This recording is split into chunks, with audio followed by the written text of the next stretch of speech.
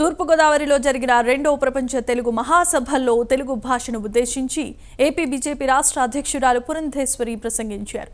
తెలుగు భాష ఒక అద్భుతమైనదని, అది తెలుగు వారికే సొంతమని అన్నారు. భావితరాలకు సంస్కృతి సంప్రదాయాలు అందించేందుకు తెలుగు మహాసభలు ఉపయోగపడుతున్నాయన్నారు.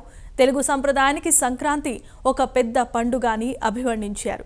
15 ప్రాచీన భాషల్లో తెలుగు ఒకటిగా కేంద్రం గుర్తించిందని అన్నారు.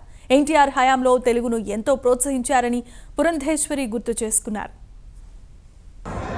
అదేవిధంగా మహాభారతంలో కూడా ఆంధ్రుల గురించినటువంటి ప్రస్తావన ఉంది. ఆంధ్రులు కౌరవుల పక్షాన పోరాడారని చెప్పి మనకి భారతం తెలియజేసేటువంటి విషయం. కనుక ఒక రకంగా చూసినట్లయితే మన చరిత్ర ఏదైతే ఉందో ఇది ఇవాళ నిన్నటి చరిత్ర కాదు, ఘన చరిత్ర ఆంధ్రులకు ఉన్నది అనేటువంటి విషయం మనకి దీని మాధ్యమంగా మనకి సుస్పష్టమవుతున్నటువంటి అంశం. అదేవిధంగా మన సంస్కృతి సమ్యక్ హృదయ సంస్కృతి అన్నారు పెద్దలు. అంటే ఒక జన సమూహం అనుసరించేటువంటి జీవన విధానం ఏదైతే ఉన్నదో అదే సంస్కృతి అని చెప్పి పెద్దలు తెలియజేసినటువంటి నేపథ్యం.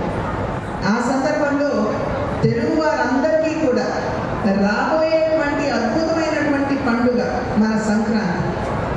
మీ అందరికీ తెలుగు వారందరికీ నేను హృదయపూర్వకంగా సంక్రాంతి శుభాకాంక్షలు కూడా నేను తెలియజేస్తున్నాను.